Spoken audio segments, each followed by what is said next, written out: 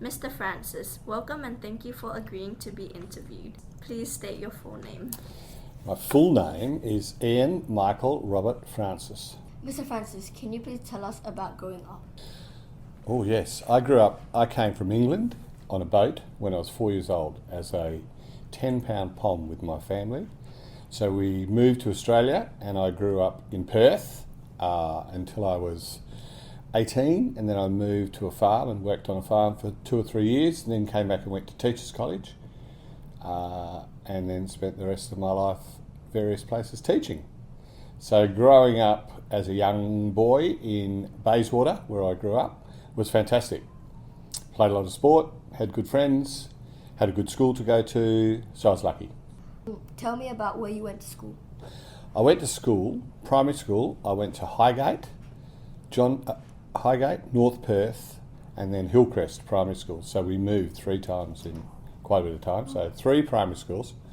And then I was lucky enough to go to the same high school for 5 years. So I went to John Forrest Senior High School, which is in Morley. And luckily for me, John Forrest was a very good hockey school because I played hockey. So over that 5 years, I had a really good time at high school. I graduated in 1969 from year 12, which in those days was called 5th year, and I had to do my leaving. So I did my leaving exams and had the opportunity to go to university, but chose to go and work on a farm for a couple of years. Who were your classmates? Gee, I don't actually know any of my classmates anymore that I went to school with, because we all went our own way. Isn't that funny? But I do remember having 2 really good mates. Phil Kerr and Kim Moore were 2 guys. And funnily enough, I've seen them over the years on Facebook and social media type stuff. So we've sort of reconnected a little bit just to be able to say hello and what we're doing now. But they were my best friends. But yeah, once I left school and went working on a farm away from Perth and what they were doing, we sort of lost contact. What was CI like when you first arrived? CI? Yeah. Very different than it is today. You know, the biggest single difference was there were no mobile phones. What a difference that was. Yes, I arrived and my 2 girls were 3 months old and 3 years old, so they were very young. And Miss Sharon didn't work in those days, so it was quite a bit different. Like there were lots of older cars, and to me it seemed like it was a lot slower pace of life. There was no detention centre, so everything was a bit more slow paced, I think. And the school was different. We didn't have any year 11 and 12 students at that time. So yeah, it was very different to what it is now, the island and the school, I think. What are your first memories of CI? Oh, my first memory is actually flying in and looking out the window and just seeing that first time you see the island in the distance.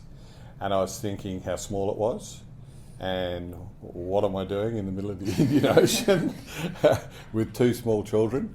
And then actually touching down and just flying in over as you fly in, and you just see the jungle, you know, and you realise, and then the ocean, you realise what a beautiful place it is. So, and getting off, and it was pretty hot, steamy, you know, raining, which I was used to because I came from Kununurra, which was up north.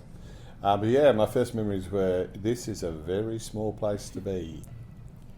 What do you think of life on CI now? I really like it. We never intended to stay here probably as long as we have done, because we've been here 21 years now. So we were originally only coming for 3 or 4 years as to come and live and work on the islands and then go back to Perth probably. So it's become our home. My 2 daughters have both grown up, went to school here, and now are off the island. One's working, one's at uni. Miss Sharon loves Christmas Island, my wife Sharon. There's nowhere else where she can swim, paddle, snorkel, do all the things that she loves doing. So it's become our home. I still like living on the island. I still love the community. I still love this school. I still enjoy working at the school. I think we're blessed to have a great school, good kids like yourselves. And so yeah, I really like it. Still like it after all this time. What do you remember about Christmas Island when you first arrived? When I first arrived, I remember getting straight off the plane and going to Chinese New Year. and going to someone's house before we'd even basically driven down the hill and seen where we were going to live. We were bundled into a car and off we went to Kiat's for Chinese New Year, and that was a real eye-opener for me. I'd never seen a lion dance before, so that was new. And, you know, to be invited into someone's house and made welcome and leave your shoes at the front door, all those sort of little traditions that are now, you know, second nature, and just being absolutely blown away by the hospitality and the way people received us when we first came to the island. So that's my first memories, and how scared my daughter was of the lion dance. What were your earliest memories? Of life? Yeah. Wow. You know, funnily enough, I can still remember, I was 4 years old, I can still remember coming out on the boat from England to Australia, and it took 6 weeks. And I had a cabin with my dad, and my mum and 2 sisters had their own cabin. And just being on that boat, I still remember how big it was and how big an adventure it was. And then arriving in Australia and living in an immigration centre for nearly 2-3 years, which was like a big tin hut. So there was nothing fantastic about. But then Dad getting a better job and us moving to our first home and that sort of stuff. So yeah, my earliest memories are all pretty good of Australia. And then we were lucky enough to find a good place to live, and I found good schools to go to and made good friends. So yeah, that's my earliest memories are always pleasant ones of where we were, for sure. When you were younger, what did you do for fun when you had free time? Free time, I was very big into my sport. I played hockey at a really good level, so that was my winter days, and we trained a lot. And I played cricket in summer. I look back now and think how many hours I stood on a cricket ground for no reason. But the normal things, I really like to enjoy my music. We used to like to go to listen to bands, and particularly heavy metal rock bands that played in Perth at the time. Spent a lot of time camping, going away camping. I really enjoyed camping. I found going down south early. I used to surf when I was younger, a lot younger. So yeah, just those outdoor sort of pursuits and being with friends and what I guess you call normal sort of stuff. But yeah, it was good. It was a good upbringing. What opportunities did you have on the island?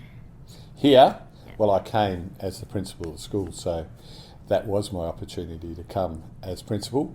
And I guess we've stayed a long time, so I've been the principal of the school longer than anyone else ever has been. So I made the most of my opportunity, I guess I could say, for that. What did you and your family do that is different to like nowadays? What, living on the island? Yeah. Yeah. Well, very different, because both my girls have grown up and left the island. So when they were littler, and primary school age particularly, we used to spend a lot of time down the cove, swimming and snorkelling. They really enjoyed their swimming. And then as they got a bit older, we sort of camped a little bit around the island. But once they got into being year 11 and 12, Mick and Olivia both worked. So that was a change. It allowed me to play golf more often. And now, what are we called? Empty nesters with no kids at home. It's really different. Our lives have changed. And we'll see what that brings. But still keep in touch with all of my children, because I've got 2 boys as well from a different marriage who are older, and they live in Karratha. So, now I look forward to spending more time with them as time comes on. My 2 grandchildren are arriving on the island next Tuesday, and I haven't seen them for a little while. So I guess your life changes in that you haven't got your own family around you so close, but you still have to maintain contact, and having good friends helps as well. Yeah. Do you go to Karratha often?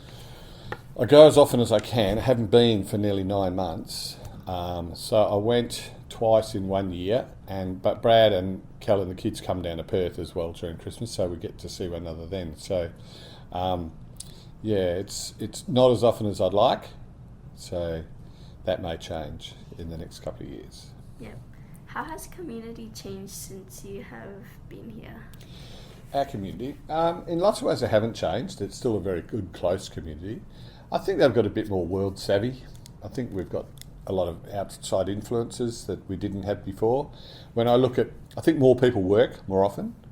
I think that's a big change for me. Like a lot of mums weren't working when I first got here. Now I think everyone works. There's a lot more newer cars on Christmas Island than there used to be. All the cars were old, and you know. Yeah. I think the community's grown up. I think we're more worldly. I think having year 11 and 12 and having our students go away to university or go away to study or go away to do apprenticeships has changed how we feel. And I think the fact that we have parents now who are responsible for 15, 16, 17-year-old children, which they didn't have before because you'd go away in year 10. So I think that's changed the island quite considerably. But generally I just think we're a little bit more worldly. That brings the good and the bad with it. But I still think it's a marvellous place to live and it's got lots of potential. And you guys are lucky to be here. Well, thank you, Mr. Francis, for letting us interview you. Pleasure. Thank you very much. That was really good fun. Thanks, guys. That was wonderful. Thank you so much.